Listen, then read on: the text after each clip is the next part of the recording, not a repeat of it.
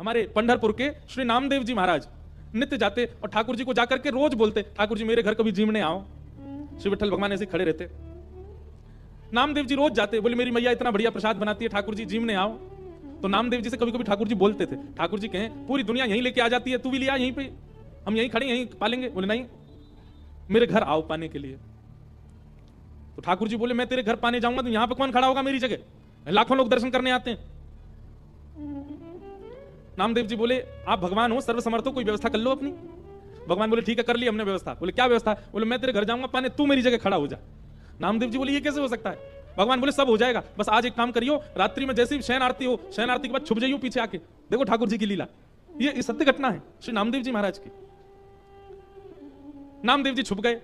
रात्रि में शयन आरती के बाद जैसे ही कपाट बंद हुए, ठाकुर जी तुरंत मूर्ति मंत्र खड़े थे, मूर्ति से सहज हो गए और सहज उतर गए अपने आसन से। और नामदेव जी कहा तुम खड़े हो जाओ।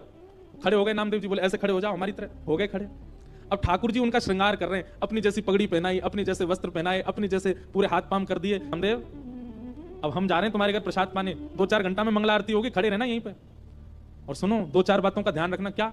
ये सुबह सुबह पुजारी आकर के तुमको ठंडे ठंडे पानी से नवाएंगे, ठिठर मत जाना, अंदर से ठंडी लगे तो भी रोक लेना। नामदेव जी बोले वो कैसे रोकूंगा? बोले हम नहीं रोक रहे इतने साल से, रोज रोज हमको भी नवा देते हैं सुबह 4 बजे, हम भी तो अपनी कंपन होता रोकते हैं उसको। और सुनो फिर दूध से नवाएंगे तुमको, उसके बाद शहद डालेंगे तुम्हारे ऊपर, और फिर कभी पंढरपुर जाओ तो हमारे कहने से वहां की काकड़ा आरती, तो काकड़ा आरती में क्या करते हैं, दूध से जल से सबसे स्नान करने के बाद फिर ठाकुर जी को मुंह पे मक्खन लगा देते हैं, इतना सारा मक्खन मुंह पे। तो ठाकुर जी बोले स्नान आदि के बाद तुम्हारे मुंह पे मक्खन लगाया जाएगा, तुम्हारा मन तो करेगा कि मैं खा लूं, लेकिन जीभ निकलना नहीं बाहर, उसको लगे ही रहने देना। नामदेव जी बोले फिर तुम्हारा श्रृंगार होगा, और श्रृंगार के बाद पंढरपुर में हर दर्शनार्थी को अधिकार है कि भीतर मंदिर में जाके ठाकुर जी के चरण छू सकता है, अपना सिर वहां रख सकता है, सबको छूने का अधिकार है। बोले दुनिया भर के लोग तुम्हारे सामने आएंगे, सब लोग आकर के तुम्हारे चरणों में प्रणाम करेंगे, अपने दुख दर्द बताएंगे, सबकी सुन लेना, पूर्ण किसी की मत करना। तुमको दया भी आएगी, कोई रोता हुआ भी आएगा, कोई बहुत ज्यादा विचलित भी आएगा।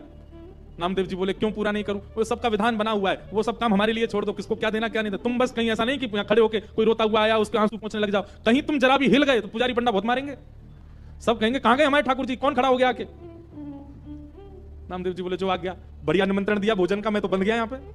बोले हाँ रोज आ जाते हो भोजन करने, आओ, अब जा रहे हैं भोजन करने, खड़े रहो यहीं पे।